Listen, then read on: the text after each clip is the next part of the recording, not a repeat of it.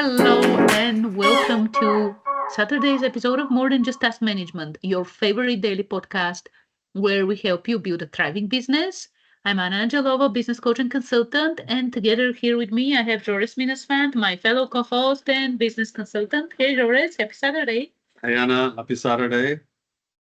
So, it's Saturday, it's the weekend. We know you like to enjoy it with your family if your business is off today, like if it's a non-working day for you. So, getting straight to the point, Saturdays are the days when we review what we talked about the past 5 days.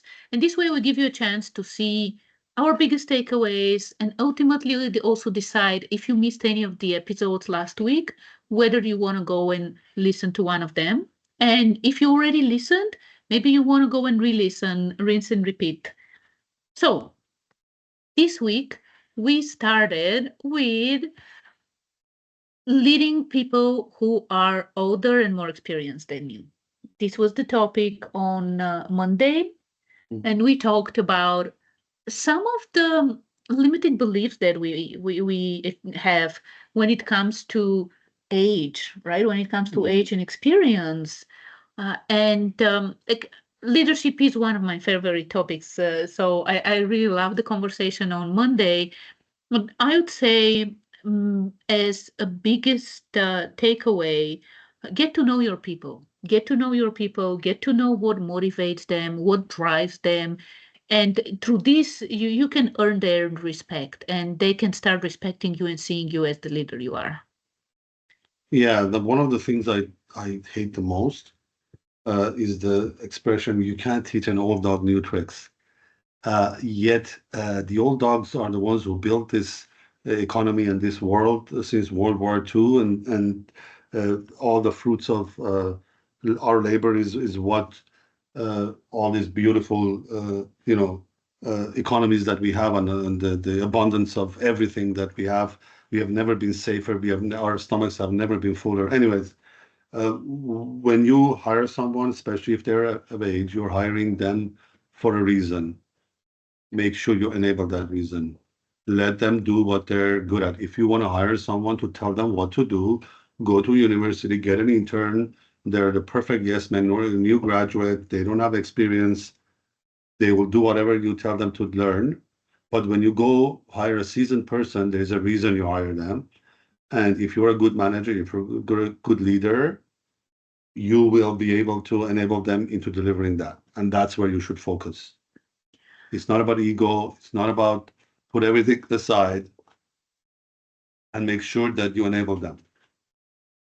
Now, one of the we talked about, there was more we talked about, but I think that's the gist of it. You hire people to manage you for things you are not good at, Oh yeah, whether it's operation, finance, taxes, whatever it is. So when you hire them, let them do and uh, don't hire them as older workforce or attach certain stigma to them. They have a wealth of experience that you can learn from, and it's for you to get your money's worth. You need to be enabled that. yeah, and absolutely. We talked a lot more about this on Monday. So if you missed that episode, definitely go and listen to it, especially if you are leading a team and you are hiring people who are more experienced than you. Mm, And if you listen to it as well, go re-listen, rinse and repeat. We forget things, right? Even we don't remember some of the things we talk about. So highly recommend you go and listen to that episode if you have a team. And then Tuesday was all about planning your week so you can stay productive and sane throughout the week. And especially like, this applies to every single one of us as business owners. We have so many things going on our plate, but especially in the beginning stages of the business, like you might be doing everything and you are everyone in the business. You do marketing, you do sales, you do the delivery, you do the visioning and all these kind of things. And it's really, really important to stay sane and productive. And what I want to share from Tuesday, from that episode, uh, the emphasis on planning your week. like weekly review and planning, it's so key.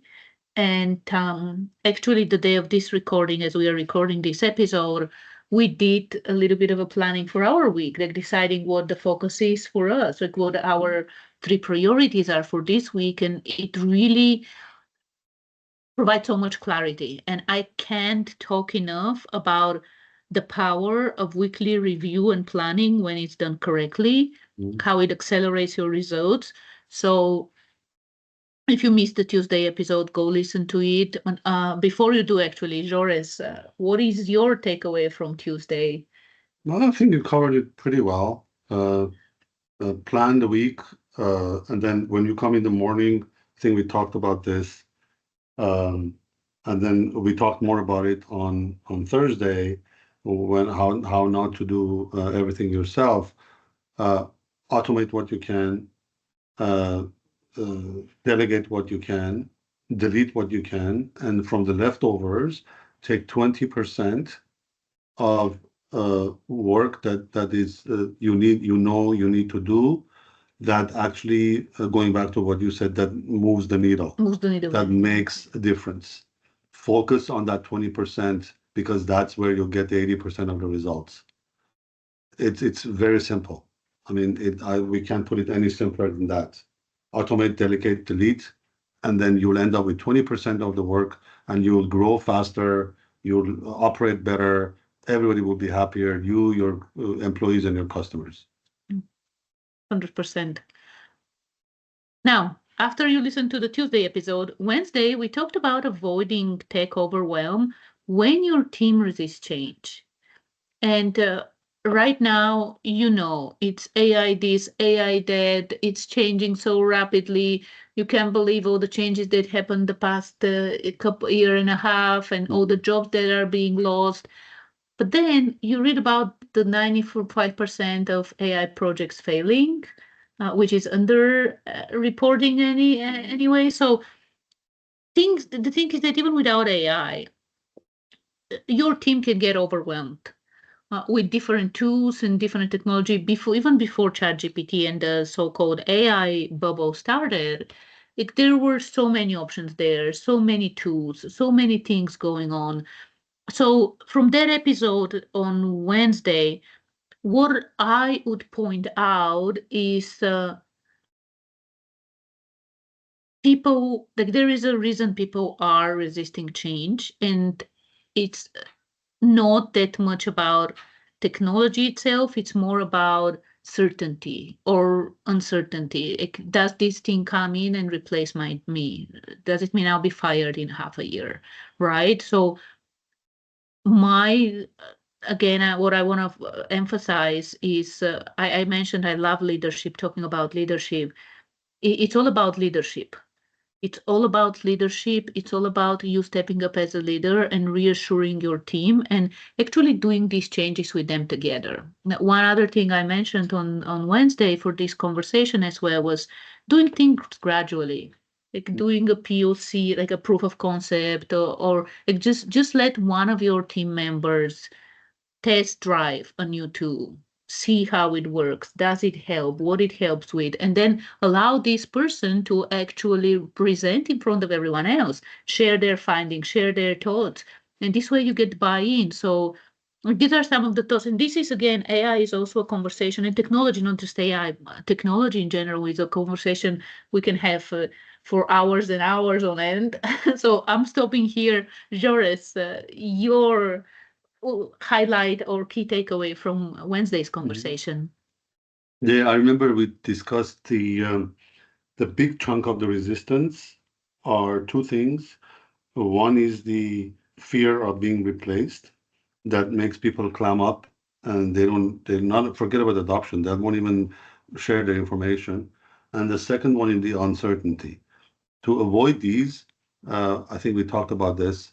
Have a roadmap and be transparent about it. Bring your team in and say, this is the roadmap. This is why this is what we're doing. This is why we're doing. This is how it will affect your work. You have 80% of redundant, mundane daily work. We're going to automate that. Now you have 100% of your day to do things better, to do better things. analytics, whatever it is, creative stuff. So don't bring the more you bring the technology in a shroud of conspiracy and darkness, the more speculation. I have seen people leave companies because of this. Yeah, because they're Literally, afraid. Yeah. they're afraid. They're like, "Oh wow, it's coming right behind me. I better jump." Poof. That person left, took all the 5, 7, 10 years of domain knowledge that they had, and they left the company for no reason. Yeah. Yeah. Yeah. So it's just be transparent, especially small company. Just have a Friday team lunch and or whatever. Have it all, open it up and get your people to be part of it. Show them the roadmap, show what's happening and how it will affect them. Training is another thing. Once people are resistant because they think, oh, this is so difficult for me to push this button. What's it going to do? When you train them, they realize what it does for them, and it will bring them on board. It's Yeah. very simple. That's why I mentioned it's leadership. A lot of it is leadership. So anyway, we talk Wednesday's episode, which was September 3rd, a very special day. So go back, listen to it if you missed it, and even if you listen to it, you might want to revisit. Before we move to Thursday, and Thursday, Joris already spilled the beans. Thursday was all about how to stop trying to do everything yourself. And this is the thing that, especially in the beginning, again, as I said, you probably are everything for the business. And sometimes it's really hard to stop and delegate, to outsource, to let others join your mission, to let others take care and help you grow that baby that the business is. So, highlight and the biggest takeaway, I would say, from the conversation. um, Write down your procedures and things like this. Like, start preparing SOPs. If you haven't done this yet, start preparing SOPs, start preparing these things so you can easily outsource that work, so you can easily delegate it to others, because you can only go so far on your own. Like, you need other people to help you, even in the age of AI. So this is the biggest one. Joris, anything else you want to add for Thursday's conversation? Uh, it's a fall back into what we talked about on uh, Tuesday and even Wednesday. You hire people for them to do something, trust them. Yes, it's hard. It's your baby. You started yourself, but you have to trust people for you to grow and trust them, enable them the right way. Don't just throw them in the deep. Most people will drown. 10% will swim and come back. But if you enable them, you can help people grow. And the only way for you to do that is delegate. But again, one of the things that we talked about before, don't lose control. All the key operational decisions, all the key financial decisions, those you have to have literally, if not daily, but at least weekly uh, reviews on those. Oh, yes, Don't lose absolutely. control of what your business, but delegate. Absolutely. And then yesterday, we wrapped the week up with a conversation about prices and how to raise your prices, or more like when you should raise them and how to do this without losing customers. I want to point two things out from this conversation. One thing is, don't be afraid of losing customers, because the thing is that if you are in a place or stage where you are undercharging for your product or service, you might be dealing with customers that are paying in the you know what, right? So ultimately, don't be afraid of losing customers if you still keep the right ones. And second thing is, do the numbers. Like, when you are raising prices, do the numbers, because especially if you're going not incremental, but like you double, or like even if you go 50%, right? Increase 50%, do the numbers and see what the numbers look like.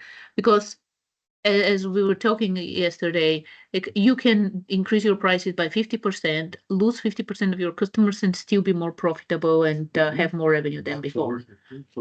And the other thing is, like, when you raise prices, one of the biggest things I think we mentioned was when you increase the value, then of course with economic changes and inflation, things like this. You want to increase the prices as well. So I think these are some of the main things we talked about, and I just want to let Joris you share as well your thoughts. Yeah, we talked about it's easier to increase prices. It's actually expected when you deal with B2B because businesses know Yeah. there is a price for inflation, people need raises, etc., etc. So, um, but again, even that you can have long-term contracts that you limit the increase. You can go halfway with the customer. One of the tactics I've used, which I know it's a little bit sneaky, but I sort of do a blended rate, and then I show the increase as like 8%, and knowing that the customer won't accept it, or 9%, and then we settle down on 5%. Yeah. I come back and I say, well, I can bring it down to 5% and say, oh, okay, I can accept 5%. It's negotiations. Negotiation, yeah, it's a tactics. Negotiations. Yeah, So absolutely. yeah, you can do stuff like that, but it's easier in B2B.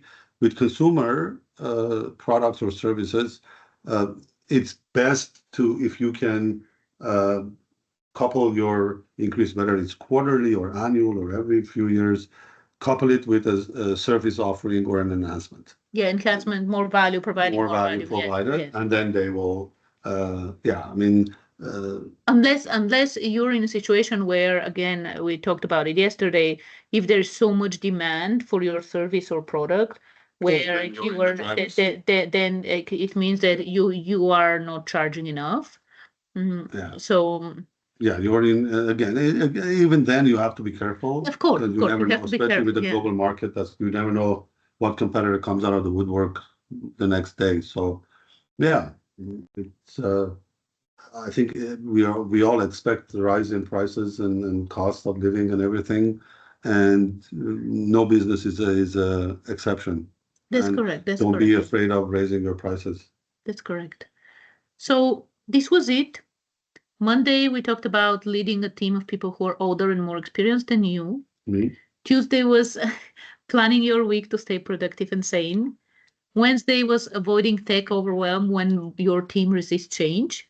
Thursday was all about stopping to try and do everything yourself, like stop trying to do everything yourself. And yesterday, Friday, was all about raising your prices when you should do it and how to do it without losing customers.